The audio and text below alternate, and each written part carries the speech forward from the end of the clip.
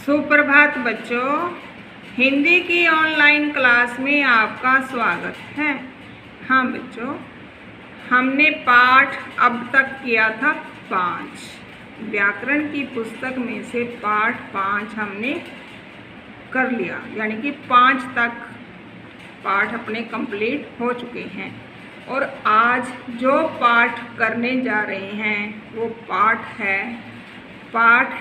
6, यानी कि chapter number 6, पाठ संख्या 6। और क्या है टॉपिक? पर्यायवाची शब्द, सिनोनिम्स। पर्यायवाची शब्द समझते हो? पर्यायवाची ये तो आप करते आ ही रहे हो। पर्यायवाची चलो करिए, आप पाठ पढ़ दें। किसी शब्द के समान अथवा एक सा अर्थ बताने वाले शब्दों को पर्यायवाची अथवा समानार्थक शब्द कहते हैं। फिर से, किसी शब्द के समान यानी कि उससे मिलता, किसी शब्द के समान अथवा एक सा अर्थ बताने वाले शब्दों को पर्यायवाची अथवा समानार्थक शब्द कहते हैं। जैसे चित्र देखो, चित्र किसका है? फूल का है। किसका है? फूल का, यानी कि कमल। इसको क्या कहते हैं? ये चित्र है कमल का। कमल का और क्या है पर्यायवाची? जलस, पंकज, नीरस, राजीव, सरोज। मिलते जुलते हैं ना। पर्यायवाची कमल है, कमल का क्या है? जलस, पंकज, नीरज, राजीव, सरोज। इसी प्रकार दूसरा चित्र देखो, किसका लग रहा है? सूरज का। किसका है? सूरज का। एक चित्र है कमल का। तो किसका है? कमल का। ये किसका है? सूरज का। तो सूरज के पर्यायवाची क्या क्या बनते हैं? देखो, सूरज का सूरज तो है ही, इसका दूसरा क्या है? समानार्थक शब्द भास्कर, रवि, दिनकर, भानु, सूर्य। सूरज, भास्कर, रवि, दिनकर, भानु, सूर्य। ठीक है, ये तो हैं इसके पर्यायवाची, कमल के और सूरज के। ठीक है, चित्र में सूर्य है, इधर सरोज। अब देखो, उपयुक्त चित्रों को देखकर और शब्दों को पढ़कर आप जान गए होंगे कि एक ही वस्तु को अनेक नामों से पुकारा जा सकता है और हर नाम उसी वस्तु की पहचान कराता है।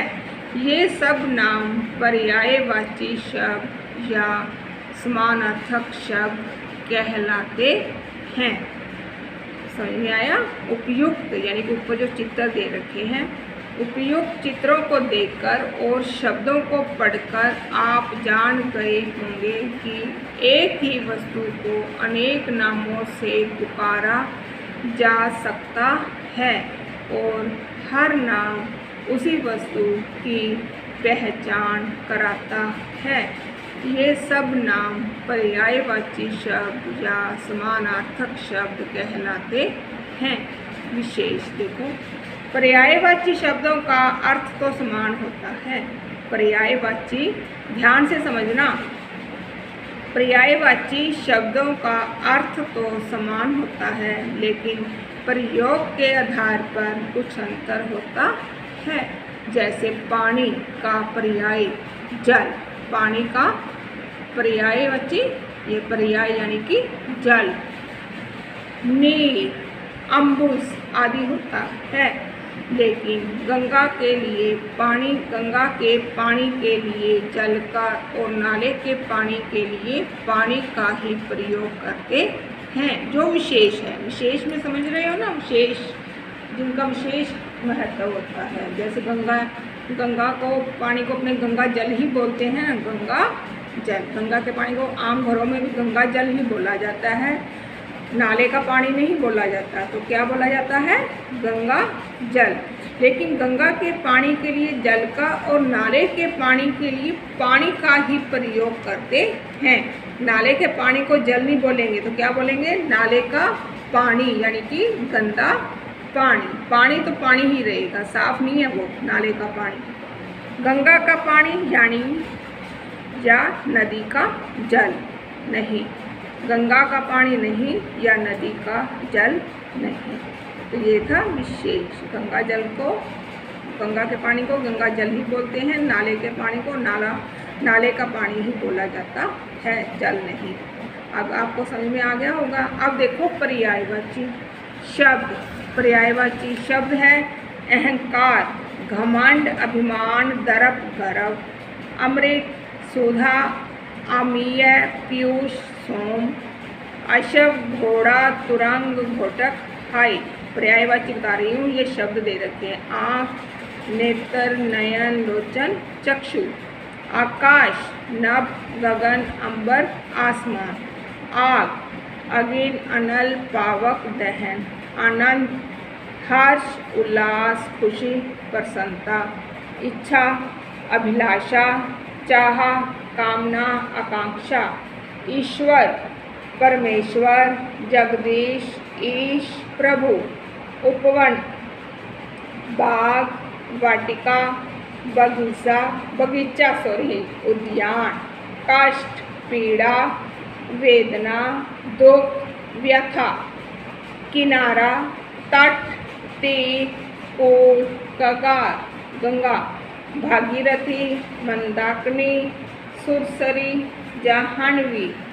गणेश, गणपति, विनायक, लंबोदर, एकदंत। घर, ग्रह, सदन, निकेतन, आल्य। चांद, चंद्र, इंदु, राकेश, शशि। जग, जगत, संसार, विश्व, दुनिया। जल, पानी, नील, सलिल, होय, तोय। तलवार, अस्सी, शमशीर, चंद्रहास, खड़ग। नदी, सरिता, तटनी, तरंगनी, निर्झरनी। नया, नवीन, नूतन, आधुनिक, अर्वाचीन। निर्मल, साफ, शुद्ध, पवित्र, स्वच्छ। नौका, नाव, नैया, कश्ती, तरनी। पक्षी, पंछी, खग, विहग, पखेरु। पवन, वायु, समीर, हवा, अनल, पर्वत, नग, शैल, गिरि, अचल। ये तो थे पर्यायवाची। ये पर्यायवाची आप सबने पूरे के पूरे बहुत अच्छी तरह पढ़ लेना, लेकिन इन पर्यायवाचियों को अपनी नोटबुक में नहीं लिखना, ओनली इसको बुक में ही करना है। इसमें बुक में ही रीडिंग करनी है, याद भी इसी में से करना है, नोटबुक में कोई भी काम नहीं करना। तो आपका पाठ चल रहा है 6 पर्यायवाची शब्द। अब देखो ये पढ़ लेना अच्छी तरह। अब पाठ दोहराएं। पाठ, एक ही वस्तु को अनेक नामों से पुकारा जा सकता है। समान अर्थ बताने वाले शब्द को पर्यायवाची या समानार्थक शब्द कहते हैं। अब इसका है अभ्यास। क्या है? हम अपनी मम्मी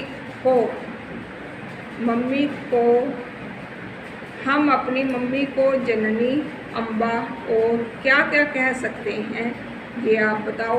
हम अपनी मम्मी को जननी, अम्बा और क्या क्या कह सकते हैं? माँ, और भी बहुत नाम है।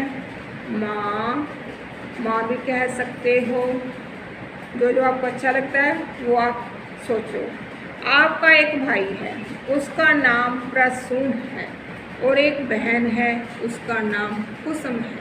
इन दोनों का एक नाम क्या होगा? अब इन दोनों का नाम भी आपकी बुक में दे रखा होगा। इन दोनों का नाम भी सोचना और बताना, मौखिक में ही बताना है। तो मौखिक प्रश्न आप अच्छी तरह पढ़ लेना अभ्यास के। और इसका लिखित अभ्यास क्या है? निम्नलिखित पर्यायवाची शब्द, निम्नलिखित शब्दों के जो पर्यायवाची शब्द नहीं हैं उन पर क्रॉस का निशान लगाएं। ये करेंगे अपने नेक्स्ट वीडियो में, यानी कि कल करेंगे लिखित अभ्यास में लिखित करेंगे।